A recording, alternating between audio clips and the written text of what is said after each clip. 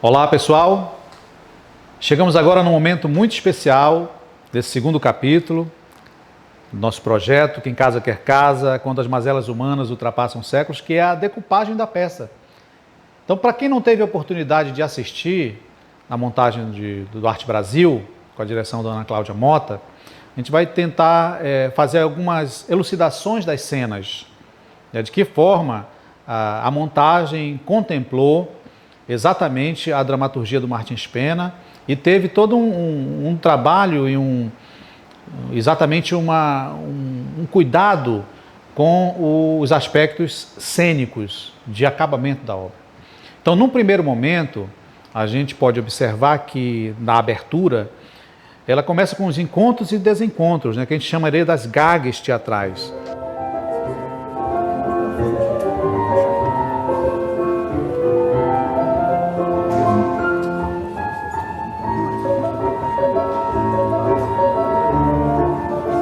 Você tem as danças, a dança dos casais, as intrigas, a sequência da foto, do retrato.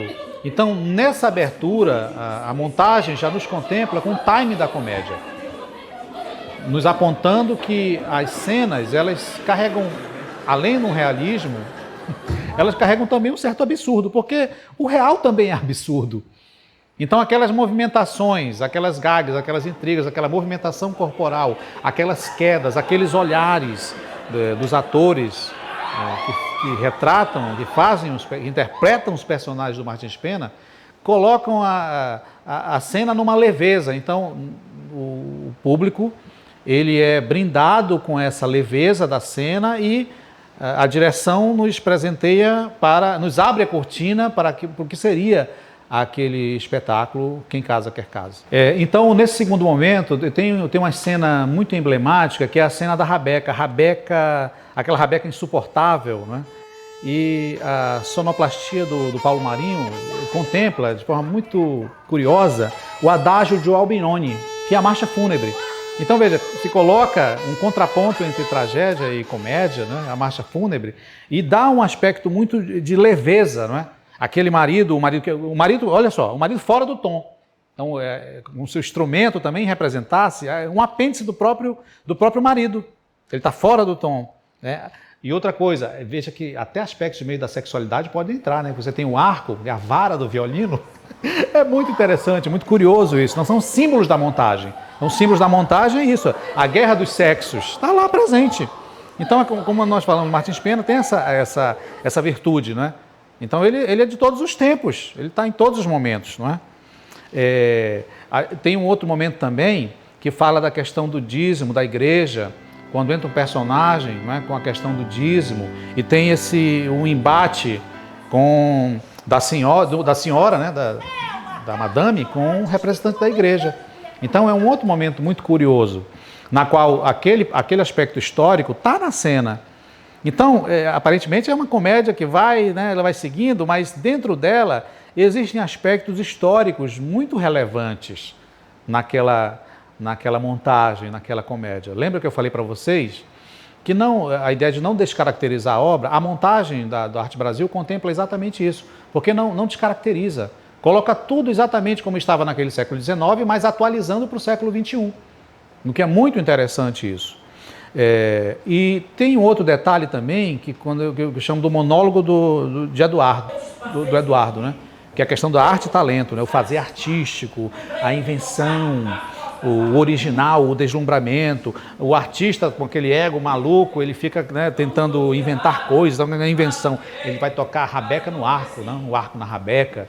Então é muito isso, né, que o Martins Pena nos coloca, essas vicissitudes, né? A pessoa está num grande deslumbramento, esquece do próprio outro, né?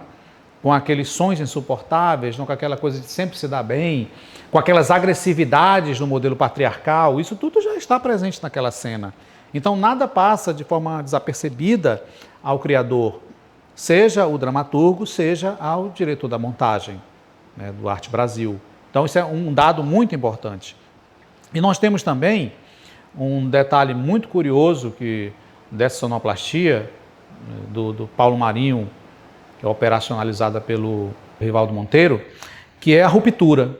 eu acho muito curioso, eu acho muito bem original, no sentido de proporcionar a dinâmica daquela movimentação, também colocar o próprio som como um personagem. Isso é um dado muito curioso da montagem, porque essa ruptura, ela se dá pelos diversos gêneros musicais que exatamente ultrapassam os séculos. As mazelas e a música também ultrapassam os séculos. Então, num determinado momento, a gente pode observar que agora você tem RPM, né? Revoluções por Minuto, Paulo Ricardo, você tem Michael Jackson, Thriller, você tem essa gag musical. Eu chamo que a gag vai até para música. Então é um insólito, não é? Flashdance, Guns N' Roses, é uma miscelânea de elementos e gêneros musicais, pop, a maioria deles, até a Angélica do Voo do Táxi está lá. Então a gente entra de forma muito leve no espetáculo. Então é uma premissa muito fundamental. A direção conseguiu ter a sensibilidade de não descaracterizar o Martins Pena, atualizá-lo e colocá-lo para essa gente. Aquele povo lá do século XIX, aquele povo que a gente poderia colocar entre aspas como um povo comum que vai ao teatro, é o povo também que entende tudo desse... Um teatro que não tem... que ele não tem emblemas de visceralidade, é um teatro que se faz na cara, é um teatro sem a maquiagem, digamos assim, para ser mais direto. É um teatro que todo mundo entende. Exatamente porque essa sensibilidade da direção permite isso com a gag musical. Porque a música do RPM, a música do Guns N' Roses, a música do Michael Jackson, remete, né, a mudanças de comportamento e aqueles personagens, com uma espécie de osmose, eles começam a fazer a movimentação relacionada a determinada época. Então veja que o link, o gancho é importantíssimo. Atualiza o que estava no século XIX para o século XXI. Quer dizer, o personagem cômico, ele também está dentro desse processo da gag. Então, por exemplo, um outro detalhe importante, o diálogo, a acidez das mulheres, né, uma com a outra, né, aquela ideia de ser melhor, aquela ideia de ter um combate, aquele conluio, às vezes aquela fofoca, aquela intriga, aquela ideia do estar e não estar, o jogo e o público. Vocês lembram da primeiro capítulo da aula, né? Aquele distanciamento que já se proporciona com Martins Pena, isso está na cena. Mas não estava tudo congelado? Isso é um trabalho para os fiscais também. Estou certo ou estou errado? Mas sim, vai lá, meu filho, vai desvestir, que a professora daqui a pouco vai sair, vai. Porque o personagem não sabe do que está acontecendo, mas o público sabe. Então, às vezes, o personagem ele se desloca como uma espécie de quebrando a parede, né? Uma coisa quase que brechtiana, não é? Desse teatro, quebrando proporcionando um certo, o que seria uma ideia de um proto-distanciamento à la Brecht, na qual ele se comunica com o público e depois volta a se comunicar com quem ele está sendo antagonizado.